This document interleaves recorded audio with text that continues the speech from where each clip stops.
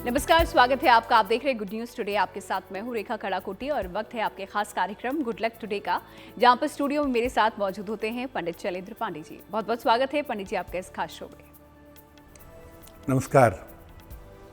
तो आज कार्यक्रम में हम जानेंगे पंडित जी से नवरात्र में धन प्राप्ति के उपाय क्या हैं, देवी का धन की प्राप्ति से संबंध क्या होता है और राशि अनुसार धन प्राप्ति के लिए आप क्या कुछ उपाय कर सकते हैं, ये सब आज हम आपको बताने वाले हैं। लेकिन शुरुआत कर लेते हैं हमेशा की तरह गुड लक मंत्र के साथ।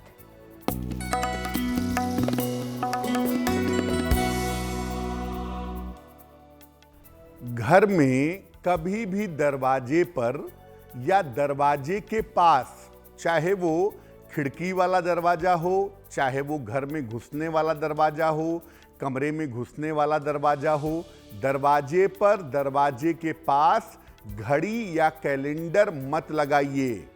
नहीं तो हर काम में आपको समय लगेगा और हर काम में आपके बाधा आएगी। तो घड़ी कभी भी दरवाजे के पास या दरवाजे पर लगाने से आपको बचना चाहिए। चलिए, ये तो एक खास उपाय पंडित जी ने आपको बताया है, जिसके जरिए आप भी अपना लक चमका सकते हैं। इस बात को ध्यान में रखकर फिलहाल आगे बढ़ते हैं और अब 29 सितंबर का पंचांग पंडित जी से जान लेते हैं।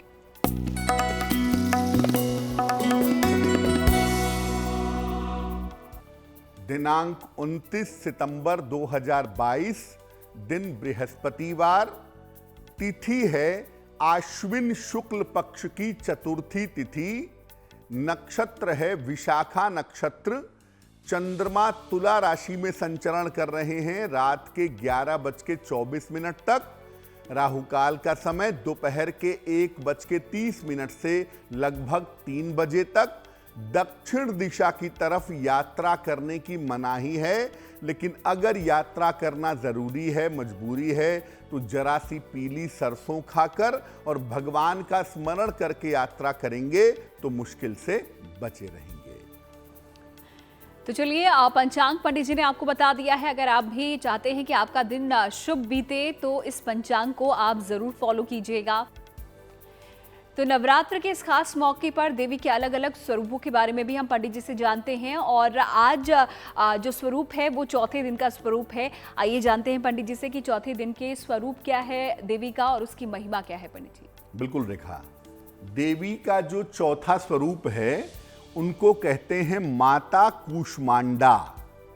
माता कूष्मांडा को ब्रेन की, ज्ञान की, विद्या की, बुद्धि की देवी माना जाता है और माता कूष्मांडा की पूजा करने से आपका ब्रेन, आपका दिमाग शार्प होता है। यानी अगर आपको अपनी पढ़ाई लिखाई को बेहतर करना है, अगर आपको अपने ब्रेन को शार्प करना है, तो आप माता कूष्मांडा की पूजा जरूर करिएगा नव दुर्गा के चौथे दिन, चौथे स्वरूप के रूप में। ज्योतिष में माता कूष्मांडा का संबंध माना जाता है बुध नामक ग्रह से।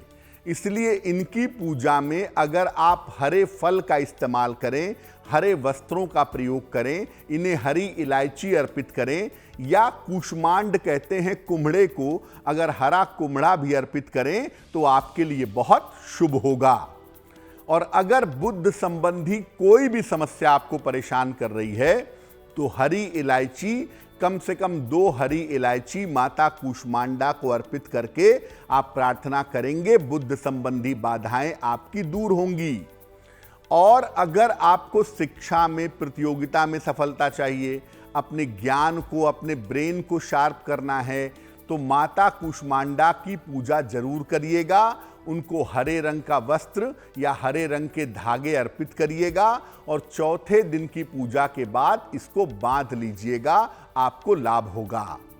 एक बात और जानिए कि अगर आप इमोशनली बहुत कमजोर हैं, अपने मन और भावनाओं को नियंत्रित नहीं कर पाते हैं, तो भी नवरात्रि के चौथे दिन माता कूष्मांडा की पूजा करके, उनका ध्यान करके आप इस समस्या से छुटकारा पा सकते हैं। फिलहाल आगे बढ़ते हुए आते हैं आज के हमारे विषय पर, क्योंकि नवरात्रों का खास मौका चल रहा है और इस मौके पर कई ढेरों उपाय हम आपके लिए लेकर आते हैं हर रोज। और आज हम आपको धन प्राप्ति से जुड़े हुए कुछ खास उपाय बताने वाले हैं, लेकिन उससे पहले पंडित जी से जान लेते हैं कि देवी का धन की प्राप्ति से क्या संबंध होता है। पंडित जी देखिए, दुनिया का सारा धन और सारी संपदा देवी के पास ही है। आप देखिए, कहते हैं धन को, संपत्ति को, प्रॉस्पेरिटी को कहते हैं माया, और देवी जिस रूप में इस माया को नियंत्रित करती हैं उन्हें कहा जाता है योग माया। तो दुनिया का सारा धन और सारी संपदा देवी के पास है। धन के लिए माता लक्ष्मी की पूजा की जाती है, हम सब करते हैं। वैभव और ऐश्वर्य के लिए माता ललिता की पूजा की जाती है। और नियमित धन के लिए अगर आप जानते हैं कि श्री सूक्त का पाठ भी किया जाता है। और दरिद्रता दूर करने के लिए कनक धारा स्तोत्र का पाठ होता है। ये सब देवी की उपासना के ही एक हिस्से हैं। देवी की अगर आप नियमित रूप से उपासना करते हैं तो धन संबंधी हर बाधा, धन संबंधी हर समस्या दूर की जा सकती है। अगर हम अलग अलग राशियों की स्थितियों को समझें कि किस राशि के व्यक्ति के पास कितना धन होता है, उस स्थितियों को समझ करके अगर हम उपाय करें तो ये उपाय हमारे लिए विशेष लाभकारी होंगे। इसीलिए आगे हम आपको बताएंगे कि आपकी राशि के हिसाब से आपके लिए धन की स्थितियां कैसी होनी चाहिए, और अगर आपकी राशि के हिसाब से आपके धन की स्थितियों में दिक्कत है तो उसके लिए उपाय कौन से करने चाहिए। तो धन का देवी के साथ क्या संबंध होता है, ये तो पंडित जी ने हमें समझा दिया है। और देवी की कुछ खास उपासना करके कुछ खास उपायों के साथ आप भी धन प्राप्त कर सकते हैं, लेकिन कैसे, कुछ ही देर में आपको बताएंगे। फिलहाल आते हैं राशि पर और देख लेते हैं मेष, वृष और मिथुन राशि का भाग्यफल। मेष राशि, स्वास्थ्य की स्थिति में आपके लगातार सुधार हो रहा है, सुधार होता जाएगा। धन लाभ के अच्छे योग भी आपके लिए बन गए हैं। अचानक किसी यात्रा पर आप जा सकते हैं। किसी निर्धन को अगर आप धन का दान करें तो आपके दिन की मुश्किलें बहुत हद तक कम हो जाएंगी। शुभ रंग होगा पीला, और भाग्य का मीटर आपको नंबर दे रहा है 70%, यानी मध्यम भाग्य आपके साथ बना हुआ है।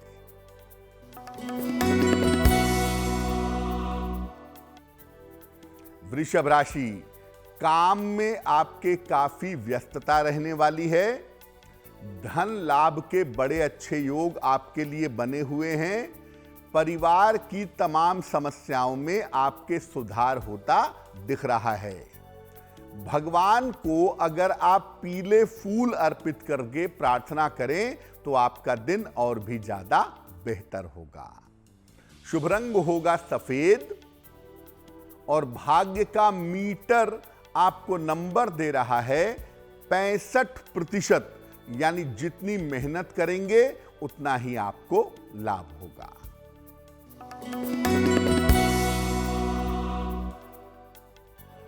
मिथुन राशि, मानसिक चिंताएं आपकी समाप्त होंगी। रुके हुए तमाम काम आपके पूरे होंगे। किसी पुराने मित्र से इस समय आपकी मुलाकात हो सकती है। खाने पीने की वस्तु का अगर आप दान करें तो आपका दिन और भी ज्यादा शुभ होगा। शुभ रंग होगा आसमानी, और भाग्य का मीटर आपको नंबर दे रहा है 75%, यानी उत्तम भाग्य आपके साथ बना हुआ है। तो चलिए, मेष, वृष और मिथुन राशि के बारे में पंडित जी ने आपको बता दिया है। और आगे बढ़ते हुए अब आ जाते हैं आज के पहले ईमेल पर और देखते हैं ये पहला सवाल हम किसका लेने वाले हैं। पंडित जी,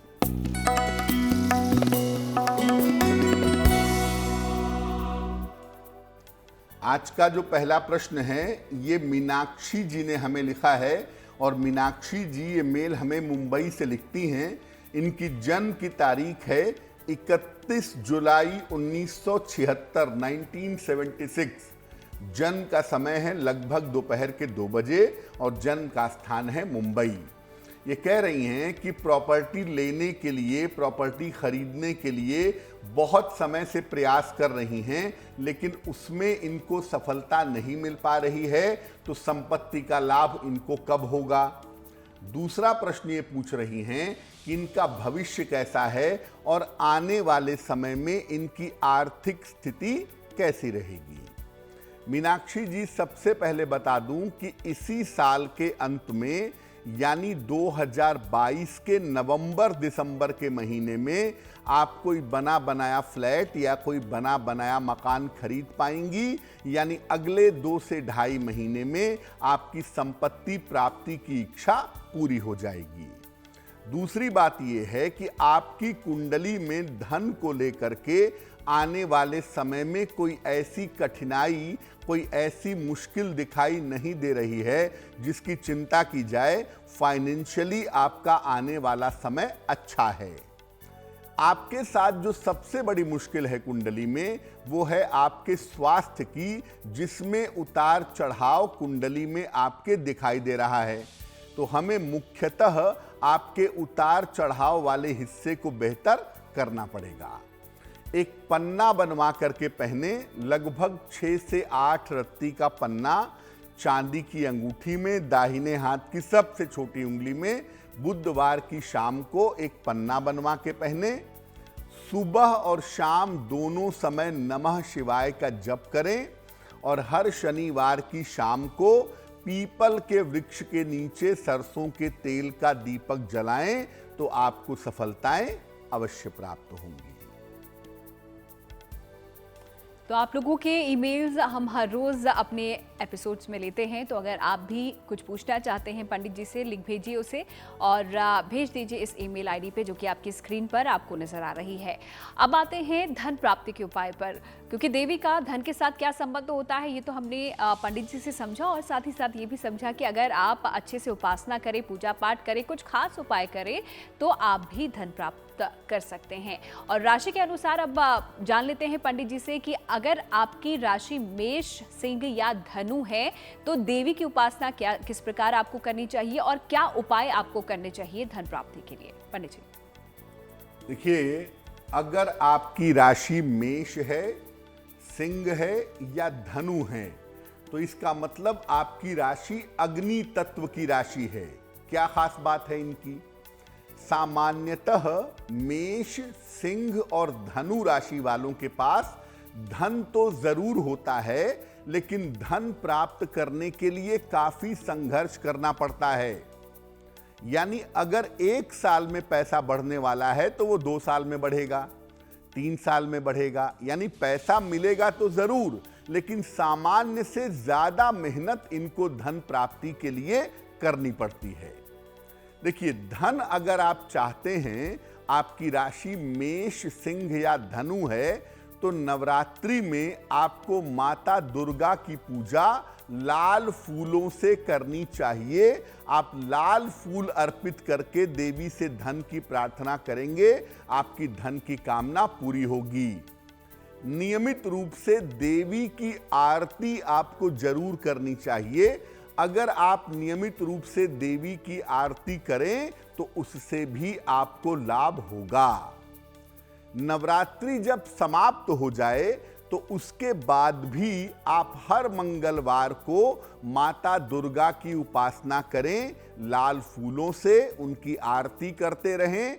अगर ऐसा आप हर मंगलवार के मंगलवार करेंगे तो आप देखेंगे कि जो आपकी आर्थिक स्थिति है, जो आपकी फाइनेंशियल कंडीशन है, वो बेहतर होनी शुरू हो जाएगी।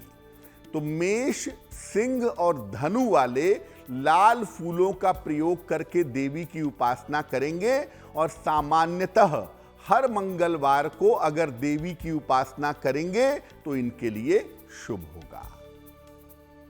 तो मेष, सिंह और धनु राशि के लिए कुछ खास उपाय पंडित जी ने यहाँ पर बताए हैं। धन प्राप्ति के लिए किस प्रकार वो देवी की उपासना कर सकते हैं और लाल फूल, जैसा कि पंडित जी ने कहा है, देवी को जरूर चढ़ाएं। फिलहाल आगे बढ़ते हैं और जान लेते हैं अगली 3 राशियों के बारे में, जो कि है कर्क, सिंह और कन्या राशि।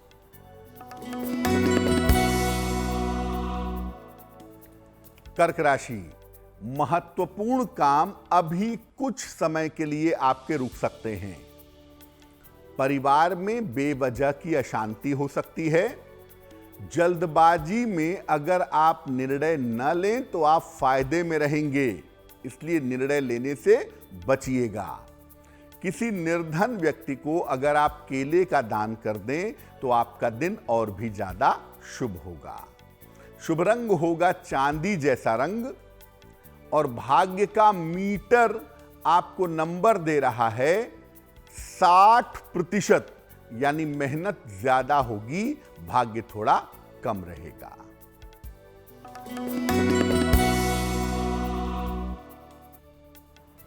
सिंह राशि, धन लाभ के अच्छे योग आपके लिए बन रहे हैं। कोई शुभ सूचना आपको इस समय प्राप्त होगी। दौड़ भाग थोड़ी कम करें तो आपके लिए अच्छा होगा। किसी निर्धन को अगर आप धन का दान कर दें तो आपका दिन और भी ज्यादा अच्छा होगा। शुभ रंग होगा धानी और भाग्य का मीटर आपको नंबर दे रहा है 70%, यानी मध्यम भाग्य आपके साथ बना हुआ है।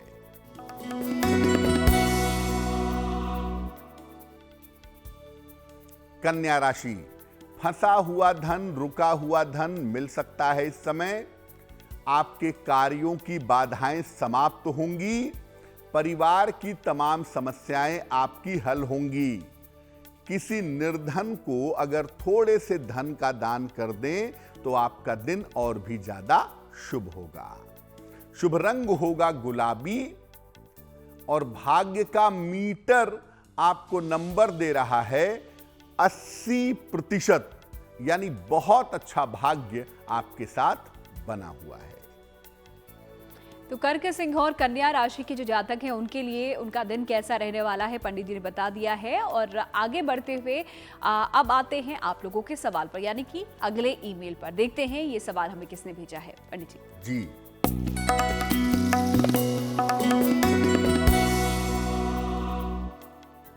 अगला प्रश्न हमें क्षमा ने लिखा है और क्षमा हमें अपना सवाल लिखती हैं लखनऊ से। इनकी जन्म की तारीख है 20 जनवरी 1996, 1996। जन्म का समय है सुबह के 5:40 और जन्म का स्थान है लखनऊ। क्षमा कह रही हैं कि क्या ये मेडिकल में जा सकती हैं, क्योंकि अभी भी ये मेडिकल के लिए तैयारी कर रही हैं और मेडिकल में सिलेक्शन चाहती हैं। तो क्या इनका मेडिकल में सिलेक्शन हो सकता है, पहला प्रश्न है। और दूसरा प्रश्न है कि अगर मेडिकल में करियर नहीं बन पाता है तो किस क्षेत्र में करियर बनाने का प्रयास करना चाहिए। देखिए क्षमा, आपकी कुंडली के हिसाब से मेडिकल की संभावनाएं आपके लिए बेहद कमजोर हैं और मैं आपको बिल्कुल नहीं कहूंगा कि आप मेडिकल में जाने का प्रयास करें। आपने लिखा है कि आप बीएससी कर रही हैं, तो मैं यही कहूंगा कि बीएससी करने के बाद आप प्रशासनिक सेवा की तैयारी करिएगा, सरकारी नौकरी की तैयारी करिएगा। उसमें आपके लिए सफलता के संकेत ज़्यादा बेहतर हैं और उसमें आपको सफलता मिल जाएगी। मेडिकल या मेडिकल से जुड़े हुए क्षेत्र आपके लिए बहुत बेहतर दिखाई नहीं दे रहे हैं। अब आपको शिक्षा में सफलता मिले, आपको करियर में सफलता मिले, इसके लिए क्या करेंगी? एक माणिक्य बनवा के पहनिए। लगभग 6 से 8 रत्ती का माणिक्य तांबे या सोने की अंगूठी में, दाहिने हाथ की अनामिका अंगुली में रविवार को प्रातः माणिक्य धारण करें। रोज सुबह सूर्य भगवान को जल चढ़ाएं और सुबह शाम एक बार हनुमान चालीसा का पाठ करें तो आपके लिए बहुत अच्छा रहेगा। तो शमा को तो उनके सवालों का जवाब पंडित जी ने दे दिया है, उपाय यहाँ पर बता दिए हैं जो कि आप कर सकती हैं। लेकिन अगर जो दर्शक हमें देख रहे हैं वो कुछ पूछना चाहते हैं पंडित जी से, वो भी हमें लिख सकते हैं। हमारी ईमेल आईडी आपकी स्क्रीन पर फ्लैश हो रही है, इस पर अपने सवाल हमें भेज दीजिए। आगे बढ़ते हुए अब आते हैं धन प्राप्ति के उपायों पर, और अगली जो 3 राशियां हैं जिनके बारे में हम यहाँ पर जानेंगे कुछ खास उपाय, वो हैं वृष, कन्या और मकर राशि। पंडित जी, अगर आपकी राशि वृषभ है, कन्या है, मकर है, तो ये पृथ्वी तत्व की राशियां हैं, ये धन की राशियां मानी ही जाती हैं। ये राशियां धन के मामले में भाग्यवान राशियां हैं। आम तौर पर पैसे के मामले में इनको किस्मत वाला कहा जाएगा। सामान्यतः वृषभ, कन्या और मकर राशि के लोगों को धन का अभाव कभी नहीं होता। लेकिन ये देखा गया है कि चूंकि थोड़ी जेनरस राशि है, थोड़ी उदार राशि है, इसलिए इनका बहुत सारा धन दूसरों के पास फंस जाता है, दूसरों को दिया हुआ पैसा वापस नहीं मिलता। अब नवरात्रि में आप क्या उपाय करें कि धन आए, धन फंसे नहीं? नवरात्रि में माता दुर्गा की उपासना आपको हरे फलों से करनी चाहिए। हरे फल देवी को अर्पित करें और उसे प्रसाद रूप में ग्रहण करें। साथ ही साथ आपको नवरात्रि में सफेद रंग के वस्त्रों का खूब प्रयोग करना चाहिए।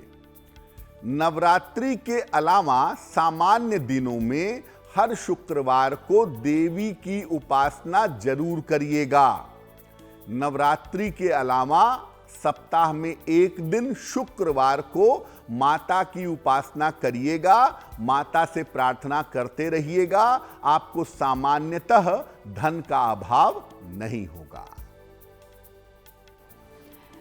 तो राशि जो कि अलग अलग राशियां हैं वो क्या अलग अलग उपाय कर सकती हैं, पंडित जी आपको बता रहे हैं धन प्राप्ति के लिए, और आगे और भी राशियों के बारे में हम खास उपाय बताएंगे आपको। लेकिन फिलहाल आते हैं दैनिक राशिफल पर और देख लेते हैं अब तुला, वृश्चिक और धनु राशि का दैनिक राशिफल।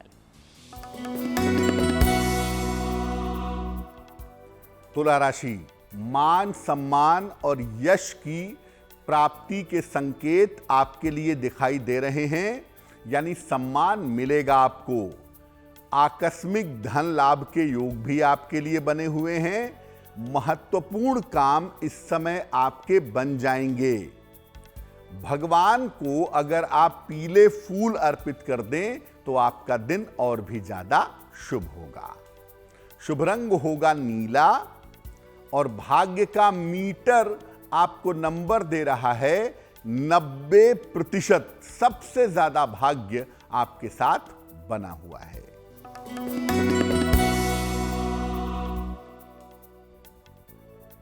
वृश्चिक राशि, ऑफिस में बेवजह के वाद विवाद हो सकते हैं। रिश्तों में तनाव हो सकता है। किसी मित्र की सहायता से आपको लाभ होगा, यह संभावना बन रही है। अगर आप किसी निर्धन व्यक्ति को केले का दान करें तो दिन की मुश्किलें कुछ हद तक कम हो जाएंगी। शुभ रंग होगा क्रीम और भाग्य का मीटर आपको नंबर दे रहा है 60%, यानी मेहनत ज्यादा होगी, भाग्य थोड़ा कम रहेगा।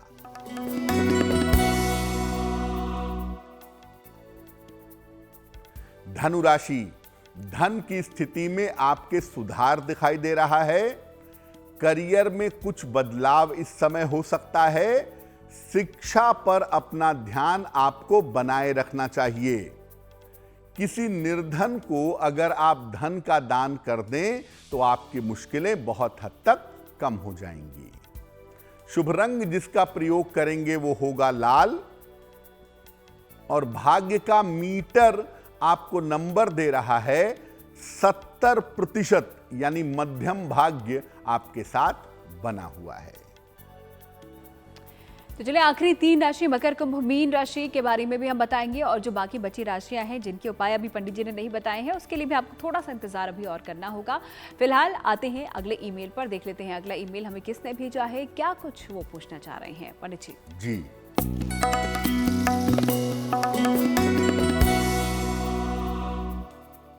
अगला प्रश्न राकेश जी ने हमें लिखा है, कोलकाता से लिखते हैं। अपनी पुत्री के बारे में जानना चाहते हैं। पुत्री की जन्म तारीख है 7 नवंबर 1999। जन्म का समय है सुबह के 4:40 के आसपास और जन्म का स्थान इसका बताते हैं मुंबई और मेल लिखते हैं कोलकाता से। ये लिख रहे हैं कि बेटी के करियर में आगे बढ़ने की क्या संभावना है, बेटी को किस क्षेत्र में करियर बनाना चाहिए, पहला प्रश्न। दूसरा प्रश्न पूछ रहे हैं कि बेटी का स्वास्थ्य कैसा रहेगा और आगे बेटी का भविष्य कैसा रहेगा। देखिए, मैं आपको बता दूं कि आपकी पुत्री का जो करियर है वो कहीं ना कहीं फाइनेंस से, मैनेजमेंट से या लॉ से जुड़ा हुआ दिखाई दे रहा है। तो आप अपनी बेटी को मैनेजमेंट में, फाइनेंस में या लॉ के फील्ड में ले जाइए, उसमें आपकी बेटी को ज़्यादा सफलता की प्राप्ति हो सकेगी, पहली बात। दूसरी बात यह है कि आपकी बेटी का भविष्य अच्छा है, भविष्य में उच्च पद प्राप्त करेंगी, करियर की संभावनाएं भी बढ़िया हैं। दिक्कत कहाँ है? एक तो इनके स्वास्थ्य का ध्यान रखेंगे, स्वास्थ्य बहुत अच्छा नहीं दिख रहा है। और दूसरा देखिए, विवाह इनका विलंब से होगा, लगभग 29-30 साल की उम्र के आसपास। तो विवाह के लिए जल्दबाजी की जरूरत नहीं है और जब भी विवाह का निर्णय लीजिएगा, कुंडली मिला करके सोच समझकर निर्णय लीजिएगा तो बेहतर होगा। अब आपकी बेटी के बेहतर करियर और अच्छे स्वास्थ्य के लिए क्या किया जाए? इनको एक ओपल बनवा करके पहनाइए, लगभग 10-12 रत्ती का ओपल, चांदी की अंगूठी में, दाहिने हाथ की तर्जनी उंगली में। शुक्रवार की शाम को ओपल पहनाने से लाभ होगा। दूसरा, अपनी बेटी को बोलिए कि वो रोज सुबह और रोज शाम एक बार हनुमान चालीसा का पाठ करे, हनुमान जी की पूजा करे, तो वो उसके लिए बहुत शुभ रहेगा। चलिए, आप लोगों के सवालों के जवाब तो यहाँ पर पंडित जी दे ही रहे हैं और आखिरी सवाल भी हम आपसे कुछ ही देर में लेंगे, लेकिन फिलहाल अब उपायों पर आ जाते हैं। और अगले जो उपाय पंडित जी बताने वाले हैं धन प्राप्ति के, वो बताएंगे मिथुन, तुला और कुंभ राशि के लिए। पंडित जी, अगर आपकी राशि मिथुन है, तुला है या कुंभ है, तो इसका मतलब वायु तत्व की राशि है आपकी। और धन के मामले में मिथुन, तुला और कुंभ राशि के लोग सामान्यतः लापरवाह होते हैं, धन की बहुत कदर भी नहीं करते, बहुत परवाह भी नहीं करते। है भी तो अच्छा है, नहीं है तो भी कोई टेंशन नहीं है। हालांकि इनके पास नियमित रूप से धन आता रहता है, धन की सामान्यतः जीवन में समस्या नहीं होती, लेकिन धन के पीछे भागते नहीं हैं, तो लापरवाह कहेंगे। और दूसरों को बांटने के चक्कर में, दूसरों की सहायता के चक्कर में अक्सर धन की कमी बनी रहती है। फिर भी आप मिथुन, तुला, कुंभ वालों से पूछेंगे, वो कहेंगे सब ठीक है, पैसा हो या ना हो। क्या करना चाहिए धन के लिए? देखिए, मिथुन, तुला और कुंभ राशि वाले नवरात्रि में श्री सूक्तम का पाठ जरूर करेंगे, जितने दिन भी नवरात्रि में आप कर सकें। और हमेशा सात्विक रहने का प्रयास करिए। आप ज्यादातर मांस मदिरा के चक्कर में मत पड़िएगा, क्योंकि इससे धन की हानि होगी। नवरात्रि के अलावा मिथुन, तुला और कुंभ राशि के लोगों को धन प्राप्ति के लिए मां काली की उपासना करनी चाहिए। और मां काली की उपासना करेंगे आप हर शनिवार को, नियमित रूप से करते रहिए। नवरात्रि हो तो भी, ना हो तो भी आप देखेंगे कि आपको धन का अभाव नहीं होगा। तो मिथुन, तुला और कुंभ राशि वाले क्या कर सकते हैं धन प्राप्ति के लिए? क्या कुछ खास उपाय है? किन बातों का ध्यान आपको रखना है, ये आपने जान लिया है। अब आगे बढ़ते हुए आखिरी 3 राशियों के भाग्यफल को भी जान लेते हैं। मकर, कुंभ और मीन राशि का कैसा बीतने वाला है दिन, पंडित जी आपको बताएंगे।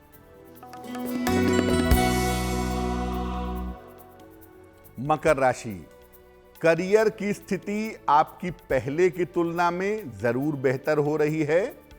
धन लाभ के उत्तम योग आपके लिए बने हुए हैं। किसी निर्धन को अगर आप धन का दान कर दें तो आपका दिन और भी ज्यादा शुभ होगा। भगवान को अगर आप पीले फूल अर्पित करें तो आपके दिन की मुश्किलें कम हो जाएंगी।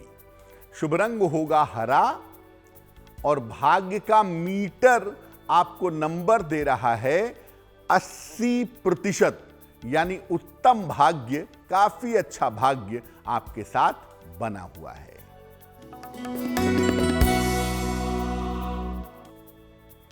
कुंभ राशि, रुका हुआ धन इस समय आपको प्राप्त होगा। स्वास्थ्य में आपके सुधार होता दिखाई दे रहा है। करियर की स्थिति आपके लिए कुल मिलाकर अच्छी रहेगी। किसी निर्धन को अगर आप धन का दान कर दें तो आपके दिन की मुश्किलें बहुत हद तक कम हो जाएंगी। शुभ रंग होगा सफेद और भाग्य का मीटर आपको नंबर दे रहा है 75%, यानी उत्तम भाग्य आपके साथ बना हुआ है।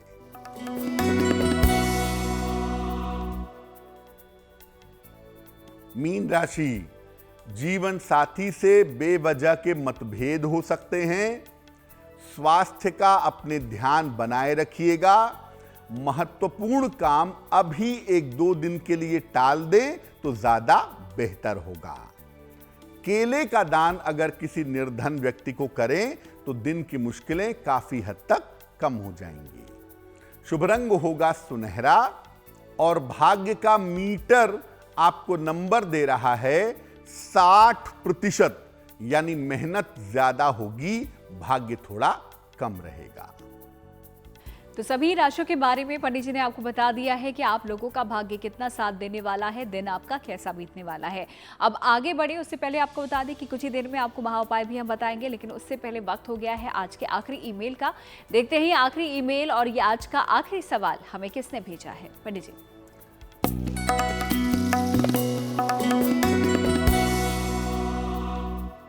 आज का अंतिम जो प्रश्न है वो निधि जी ने हमें लिखा है। नई दिल्ली से लिखती हैं निधि जी। इनकी जन्म की तारीख है 6 सितंबर 1982, 1982। जन्म का समय है शाम को लगभग 5 बजे के आसपास और जन्म का स्थान है दिल्ली। निधि कह रही हैं कि विदेश में नौकरी करने का अवसर मिल रहा है, तो क्या मुझे विदेश जाना चाहिए और क्या मेरी कुंडली में विदेश में सेटलमेंट की संभावनाएं हैं? क्या मैं विदेश में बस सकती हूं, परमानेंटली वहां रह सकती हूं? इस बारे में जानना चाहती हैं निधि। आपकी जो कुंडली बनती है उस कुंडली के हिसाब से आपकी कुंडली में विदेश जाने का योग इस समय मजबूत है और अगर आप विदेश जाकर के नौकरी का प्रयास करती हैं तो ये आपके लिए बहुत अच्छा रहेगा।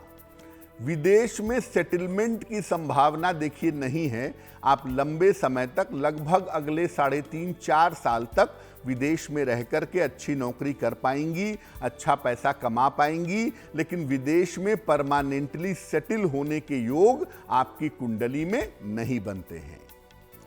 कहाँ ध्यान रखना है? देखिए, एक तो करियर में जब आप विदेश चली जाएं तो वहां पर जाकर के बार बार बदलाव मत करिएगा और दूसरा अपने स्वास्थ्य का ध्यान रखिएगा।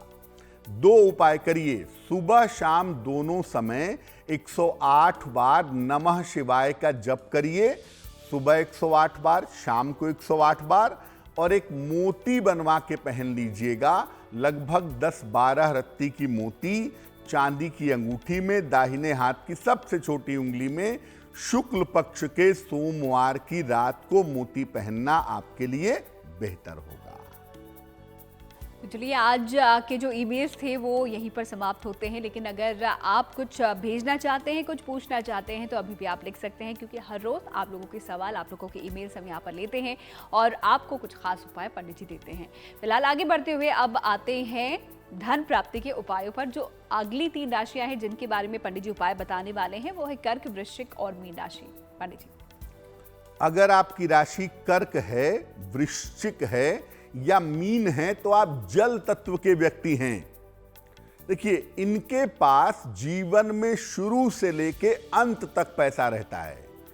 कर्क, वृश्चिक और मीन धन के मामले में ये कहेंगे बहुत ज्यादा ना भी हो तो शुरू से लेके अंत तक पैसा इनके पास बना रहता है और सामान्यतः धन प्राप्त करने में संपत्ति के विवादों में इनके फंसने की स्थिति जरूर बनती है। अपना पैसा भी फंसता है, अपनी प्रॉपर्टी भी फंसती है। फिर भी आकस्मिक रूप से इनको पैसा मिलता रहता है और इनहेरिटेंस से, विरासत से भी इनको धन या संपत्ति मिल जाती है। अगर आप चाहते हैं कि आपको धन का लाभ हो, राशि आपकी कर्क, वृश्चिक या मीन है, तो नवरात्रि में देवी की उपासना पीले फूलों से आपको करनी चाहिए और रोज शाम को देवी के मंत्र का जप करें, ओम दुंग दुर्गाय नमः। और नवरात्रि के अलावा आप धन की प्राप्ति के लिए हर बुधवार को, सप्ताह में एक दिन, हर बुधवार को देवी की उपासना पीले फूलों से करते रहिएगा। आपको सामान्यतः धन का अभाव जीवन में नहीं होगा।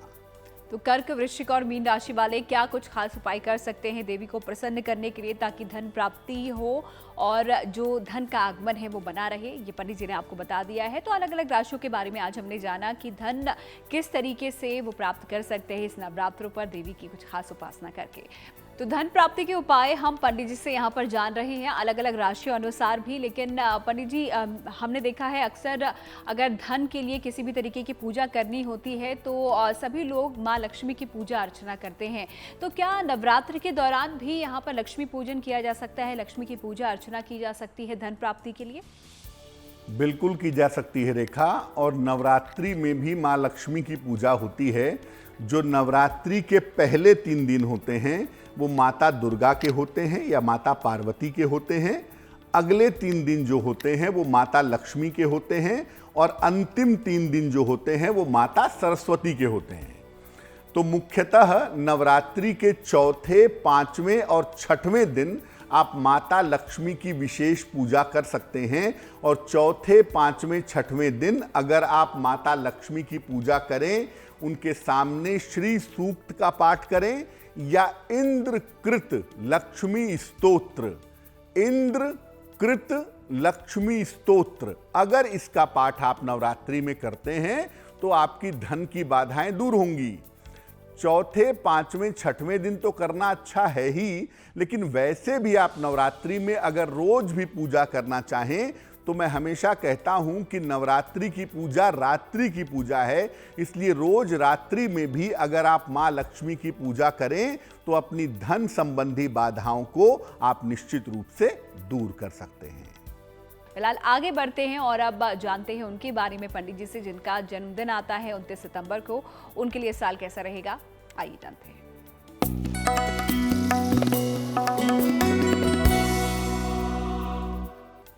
जिन लोगों का जन्मदिन 29 सितंबर को है उन्हें हम सबकी तरफ से जन्मदिन की हार्दिक शुभकामनाएं। आने वाले वर्ष में आपके करियर में बदलाव के योग बन रहे हैं। धन और कर्ज संबंधी जो भी आपकी समस्याएं हैं, ये समस्याएं आपकी दूर हो जाएंगी। इस साल स्थान परिवर्तन के मजबूत योग भी आपके लिए दिखाई दे रहे हैं। स्वास्थ्य की समस्याओं और दुर्घटनाओं से इस साल में सावधान रहना होगा। क्या करेंगे? पूरे साल भर भगवान शिव के मंत्र का अगर आप जप करें, नमः शिवाय जपें, तो ये वर्ष आपके लिए बहुत ज्यादा अच्छा होगा। और चलिए अब आगे बढ़ते हुए जिज्ञासा को भी हम दूर कर लेते हैं। और आज की जो सवाल है पंडित जी, जिज्ञासा है वो ये है कि पुकारने के नाम की जो राशि है वो महत्वपूर्ण होती है या फिर जो कुंडली की राशि है वो ज्यादा महत्वपूर्ण होती है?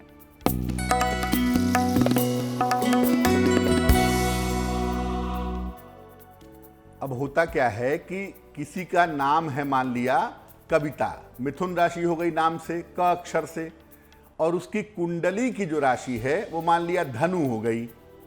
तो अब वो अपने नाम वाले राशि का इस्तेमाल करे या कुंडली वाली राशि का इस्तेमाल करे? किसका इस्तेमाल करे? देखिए, पुकारने की नाम राशि और कुंडली की राशि दोनों महत्वपूर्ण होती है, लेकिन पुकारने के नाम का असर डेली लाइफ में ज्यादा दिखाई देता है। आपके डेली जीवन में पुकारने की नाम राशि का असर दिखाई देता है।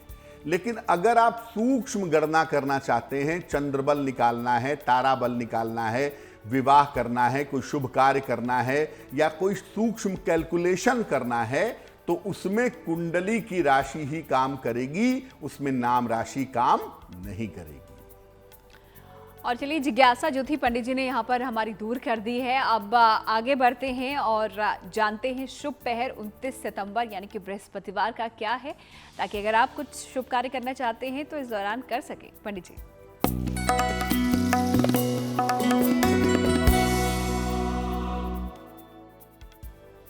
बात करते हैं शुभ पहर की। दिनांक 29 सितंबर 2022, दिन बृहस्पतिवार। शुभ पहर का समय है रात के 9 बजे से 10:30 तक। इस समय में मां दुर्गा की कपूर से श्रद्धा पूर्वक आरती करिए। आपके विवाह होने में बाधा आ रही है तो वो भी दूर होगी, और अगर वैवाहिक जीवन में दिक्कत है तो वो भी समाप्त होगी। लेकिन करेंगे शुभ पहर में ही 29 सितंबर बृहस्पतिवार को रात को 9 बजे से 10:30 के बीच में। और चलिए, वक्त हो गया है गुड लक राशि के बारे में जानने का। तो जानते हैं पंडित जी से आज कौन सी वो खास राशि है जिसके बारे में कुछ खास बात पंडित जी बताने वाले हैं। पंडित जी।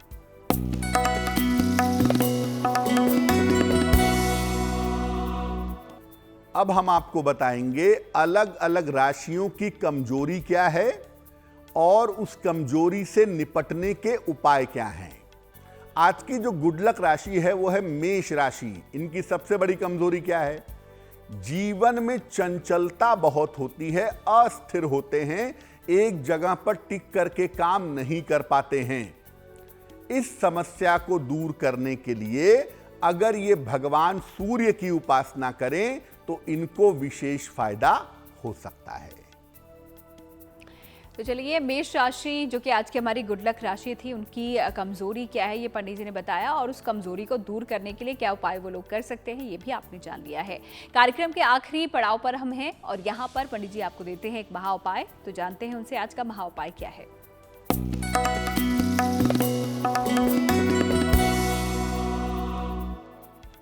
अगर आपका स्वास्थ्य अच्छा नहीं है, आप बीमार हैं, बीमारियों से मुक्ति पाना चाहते हैं, नवरात्रि में क्या करेंगे? नवरात्रि में किसी भी रात को देवी को एक नींबू अर्पित करिए, पूरा नींबू। इसके बाद देवी के सामने बैठ करके एक मंत्र का जप करिए। नवार्ण मंत्र है, स्क्रीन पर देखिए। मंत्र है ओम ऐं ह्रीं क्लीं चामुंडाय विच्चे। ओम ऐं ह्रीं क्लीं चामुंडाय विच्चे। इस मंत्र को 108 बार पढ़िए। मंत्र जप करने के बाद प्रार्थना करिएगा कि आपका स्वास्थ्य बेहतर हो जाए। नींबू को वहीं रात में छोड़ दीजिएगा। अगले दिन सुबह नींबू के 2 हिस्से करके या तो जल में प्रवाहित कर दें या तो घर के बाहर की मिट्टी में दबा दें। आपके स्वास्थ्य में इंप्रूवमेंट होना, सुधार होना शुरू हो जाएगा। तो इस महा उपाय के लिए पंडित जी आपका बहुत बहुत शुक्रिया, और साथ ही साथ धन प्राप्ति के उपाय हमारे दर्शकों को बताने के लिए भी आपका शुक्रिया। धन्यवाद। तो इसी के साथ गुड लक टुडे में आज फिलहाल इतना ही। हमें आप दीजिए इजाजत, फिर होगी आपसे मुलाकात। अच्छी खबरों के लिए देखते रहिए GNT यानी कि गुड न्यूज टुडे।